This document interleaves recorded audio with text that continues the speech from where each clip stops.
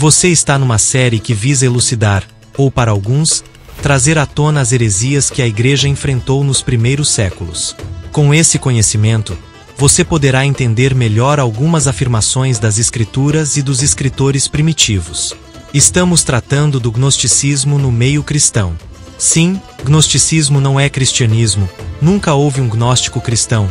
Existiu o gnóstico infiltrado no cristianismo com o fim de fazer prosélitos, como faziam no judaísmo e outras religiões. Esse contato entre o gnóstico e a fé cristã, ainda de maneira externa, ainda no caráter de possível evangelização, no caráter de um cristão conversando com um gnóstico, começou a gerar percepções filosóficas cada vez menos conservadora e inclinada tanto a um como a outro segmento. Sendo assim, ainda que alguns citados aqui não sejam gnósticos completos, os citarei de certo, por sua visível influência recebida de tal pensamento. Começarei por um contemporâneo dos apóstolos, Cerinto. Pouco se sabe sobre suas obras, esse não teve muito tempo para crescer. O que sabemos é que foi logo combatido por João o apóstolo. Segundo Cerinto, o evangelho surgiu entre os judeus, logo, toda a verdade reside na versão judaica. Ele defendia a observação da lei, usava uma versão do evangelho de Mateus, por esse ter sido escrito em hebraico, e rejeitava todos os outros escritos, dizendo que eram falsos, principalmente os de Paulo, por se tratar de um apóstata da lei.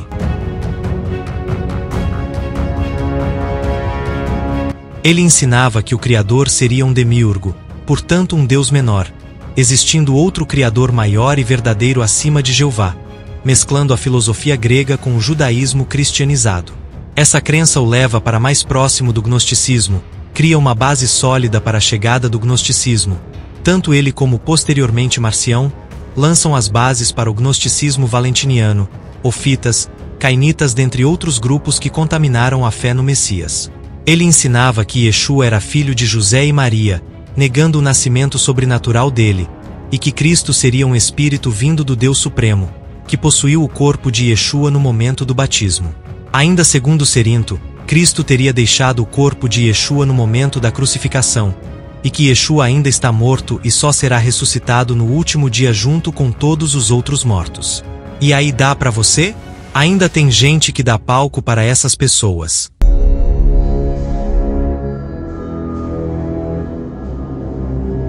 Nós percebemos nas cartas dos apóstolos forte oposição a esse gnosticismo primitivo. Na patrística vemos discursos contra os judaizantes, que não só eram cerintianos mas ebionitas também. Na tradição diz que o apóstolo João e seus discípulos estavam numa casa de banho, e quando viram Cerinto entrar, ele disse: "Vamos, irmãos, saiamos daqui, antes que Deus resolva exercer juízo sobre eles, derrubando essa casa de banho, e nós pereçamos juntos." E saíram todos rapidamente do local. Tal era o repúdio da igreja em relação aos cerintianos, que sequer permaneciam no mesmo ambiente, para não serem confundidos como uma comunidade. Comecei por Cerinto para mostrar que antes mesmo do gnosticismo já havia movimentos estranhos na igreja que prepararam a introdução da filosofia gnóstica na comunidade. Cerinto, Simão o Mago, Menandro e Marcião foram pessoas que plantaram a semente da dúvida no coração da igreja, e essa dúvida deu abertura ao gnosticismo. Outro heresiarca foi o já mencionado, Marcião, criador da doutrina que ficaria conhecida como marcionismo. Ele cresceu em Sinop, cidade do Ponto, atualmente pertencente à Turquia. Segundo Tertuliano, seu contemporâneo, ele foi dono de uma frota de barcos na cidade. Seu pai era bispo de Sinop, e provavelmente ele fosse seu suplente. Marcião teve contato com o gnosticismo em algum momento de sua juventude. Culto e bem-sucedido como era, com certeza foi alvo dos gnósticos. Ele foi excomungado da igreja por ensinar que o Deus do Velho Testamento seria mau, e portanto um Deus diferente do apresentado por Yeshua. Por essa razão, rejeitou o Velho Testamento como sendo uma obra do demiurgo, o Deus enganador. Rejeitou também os evangelhos de Mateus, Marcos e João, alegando que eram falsos. Segundo ele, Paulo era o único apóstolo verdadeiro, e ele, Marcião, seria seu intérprete.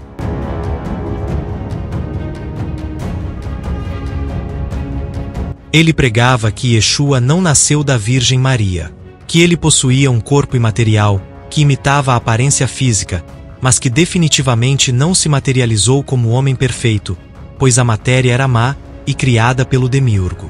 Ele foi o primeiro a definir um cânon entre os cristãos, que seria o Evangelho de Lucas editado, removido dele toda a parte do nascimento de Cristo, e algumas cartas de Paulo, incluindo algumas de sua própria autoria.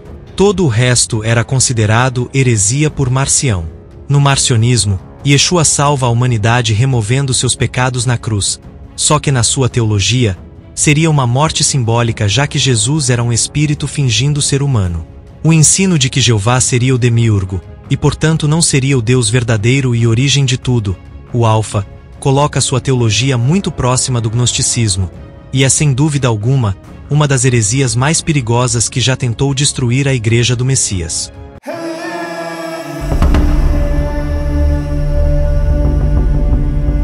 Irmãos, a palavra heresia significa literalmente opinião. Apesar da religião dar uma conotação de traição doutrinária, de mística, quase patenteando a palavra para o meio religioso, fato é que ela era uma palavra comum, usada corriqueiramente para expressar que alguém tinha uma opinião.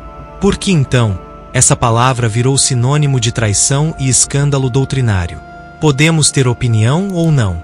É proibido pensar? É proibido questionar? Não temos liberdade de fazer perguntas sobre coisas que não entendemos? Seria a palavra heresia usada hoje, como uma maneira de acuar as opiniões e o pensamento dos irmãos. Eu vejo Marcião a princípio, como um homem confuso, um ser humano que tinha crises de fé graves e que faltou aconselhamento por parte dos irmãos da época. Normalmente nossa postura de repúdio e veemência, ao ouvir uma dúvida em tom de afirmação, sim irmãos, nem todos que afirmam algo, de fato já estão convictos daquilo, estão expondo um pensamento, na maioria das vezes, com esperança de serem convencidos do contrário, mas nossa postura grossa e sem paciência, os intimida e lança para longe cheios de ressentimentos. Não é raro encontrar pessoas confusas e machucadas fora da igreja. A imagem que passamos é de mordaça teológica. A resposta grossa e sem paciência, normalmente vem acompanhada de pouco detalhe doutrinário, às vezes em tom de zombaria, além de não sanar a dúvida do irmão, desperta a ira e o sentimento de humilhação, fazendo-o se tornar forte opositor ao ensino verdadeiro. Estou defendendo Marcião? Não, irmãos. Estou aproveitando a oportunidade para sinalizar que, assim como acontece hoje, acontecia no passado, e precisamos enxergar que existem dois tipos de hereges. O que teve dúvidas mal explicadas e que foi tratado sem amor. E o que teve todas as explicações do mundo, toda a paciência e amor do mundo, mas seu coração duro e corrompido se recusou a obedecer. Então sim, Marcião foi um herege que ensinou doutrinas de perdição, mas o que levou ele inicialmente a ter esse comportamento, com certeza foi a dúvida. Essa heresia amadurecida o tornou no homem mais perigoso para a comunidade do Messias no segundo século. A igreja com razão mantinha-se longe dos marcionitas, eu também manteria distância a essa altura da história. Policarpo, discípulo do apóstolo João, teve dois encontros com Marcião. Um no meio da rua, onde Marcião perguntou a ele: "Você me reconhece?" E Policarpo respondeu: "Sim, você é o primogênito de Satanás." E deu as costas. Por que uma ação tão dura? Porque Marcião, cheio de si, e a essa altura completamente absorvido por sua heresia, começou a escrever evangelhos em nome de Paulo e de Jesus. Mexeu também, não só na estrutura de Lucas, mas nas epístolas paulinas que ele decidiu que pertenceria a seu cânon. Colocou palavras na boca de Jesus, removeu palavras da boca de Paulo, condenou como falso os outros apóstolos. Enfim, ele já havia se perdido completamente. Por isso a necessidade de estarmos atentos e capacitados para ensinar toda a verdade, sanando a maior parte das dúvidas dos nossos ouvintes, para que a dúvida não vire certeza e crie um dragão enfurecido, como vimos com Marcião. Qual a melhor maneira de se matar um dragão? É quando ele está no ovo, irmãos. Qual a melhor maneira de se acabar uma heresia? Quando ela é uma dúvida.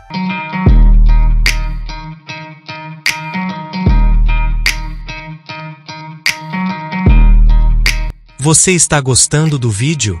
Se inscreva no canal, é de graça. Curta o vídeo e comente, não custa nada para você, mas ajudará esse conteúdo a chegar em mais pessoas. Não esqueça de orar por mim. Obrigado.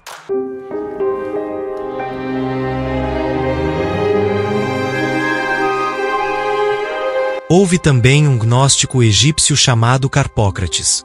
Ele usava somente o Evangelho dos Hebreus e pregava um gnosticismo libertino, muito próximo ao dos Borboritas. Para falar desses dois, primeiro terei de mencionar os Nicolaitas, seu ancestral. Irmãos, a dúvida e a falta de comunicação são terríveis. Inclusive, percebo agora a grande necessidade de trazer uma série sobre as primeiras seitas cristãs. Me arrependo de não ter começado em ordem cronológica. Existem muitas informações que precisam ser passadas para melhor entendimento de vocês. Me perdoem por esse vacilo, vou me esforçar para não cometê-lo outra vez. Conta-se que Nicolau, um dos diáconos escolhidos em Atos 6:5, teria tido uma discussão com os apóstolos por causa de sua esposa. Segundo relata Eusébio de Cesareia e Clemente de Alexandria, Nicolau foi acusado pelos apóstolos de ser um homem ciumento e possessivo, pois cuidava dela com bastante zelo. Ele, em um momento de ira, pôs a esposa no meio dos apóstolos e propôs que quem quisesse poderia tomá-la como esposa e que cuidassem dela então. Alguém ouviu e viu aquilo, interpretou mal a ironia do diácono, e secretamente começou a praticar a troca de casais na igreja, alegando que era uma prática apostólica. Esses crentes logo foram descobertos e combatidos pelos apóstolos. O grupo foi chamado de Nicolaíta, por usarem o nome de Nicolau, alegando eles que fosse o autor da seita. Perceba que uma seita acaba cruzando com outra e gerando filhos cada vez mais fortes e monstruosos.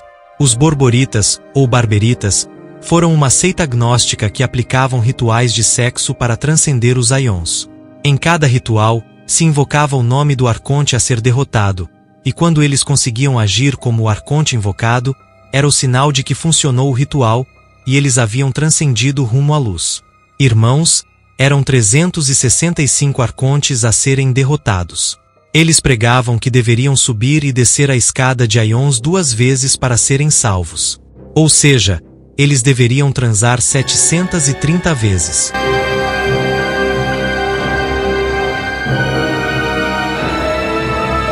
E se falhasse em espelhar a característica daquele arconte, ficaria preso naquele aion até conseguir.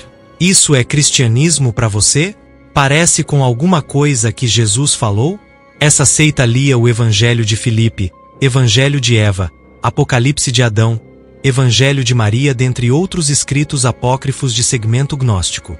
Para finalizar, vamos trazer à sala Valentim, o mais erudito gnóstico que a comunidade de Cristo já enfrentou. Valentim, segundo a tradição, foi discípulo de Teudas, discípulo de Paulo. Viveu por volta do ano 100 a 160 DC, em Alexandria, no Egito. Era um homem respeitado pela comunidade da época, tanto que quase foi eleito bispo de Roma. Valentim decidiu criar sua própria comunidade, reuniu um número considerável de seguidores. É considerado o gnóstico cristão mais proeminente de seu tempo. Escreveu alguns livros, mas infelizmente pouco chegou até nós. Inclusive toda exposição doutrinária atribuída a ele, na verdade provém de seus discípulos. Pouco se sabe sobre sua pessoa, sua personalidade. Alguns de seus seguidores claramente discordam entre si, inclusive alguns repudiam o próprio Valentim em dado momento. Eu li o Evangelho da Verdade, que é atribuído a ele, e não há menção de Sofia, Demiurgo nem Acamoth. Por essa razão, alguns estudiosos concluem que alguns discípulos extremamente gnósticos remodelaram seu ensinamento, tornando mais platônico, mais helenizado e, portanto, menos cristão. Esses escritos produzidos por esses seguidores foram alvo dos pais da Igreja. Por que Valentim só foi considerado herege depois de sua morte? Seria Valentim mesmo o autor do gnosticismo valentiniano? Deixo essa pergunta para vossa reflexão. O gnosticismo valentiniano é basicamente a mesma coisa dos demais. A matéria é má, Acamoth é mãe de Jeová, Cristo possuiu Jesus no batismo, e o resto você já sabe. Qual a conclusão que chegamos? A meu ver, pelo que li do próprio Valentim, ele foi um cristão gnóstico genuíno. Ele usava alguma linguagem gnóstica para comunicar o Evangelho. É clara como água a distinção do Evangelho de Valentim e o gnosticismo padrão. Mas essa é de fato minha opinião. Sugiro que você leia o Evangelho da Verdade e tire suas próprias conclusões. Essa foi nossa pequena série sobre o gnosticismo no meio da igreja. Não esqueça de se inscrever na Casa do Messias. Somente assim você terá acesso à próxima série que virá. Deixe seu comentário e expresse sua opinião. Seja livre. Em breve vou compartilhar o Evangelho de Valentim em áudio aqui. Até breve. Shalom.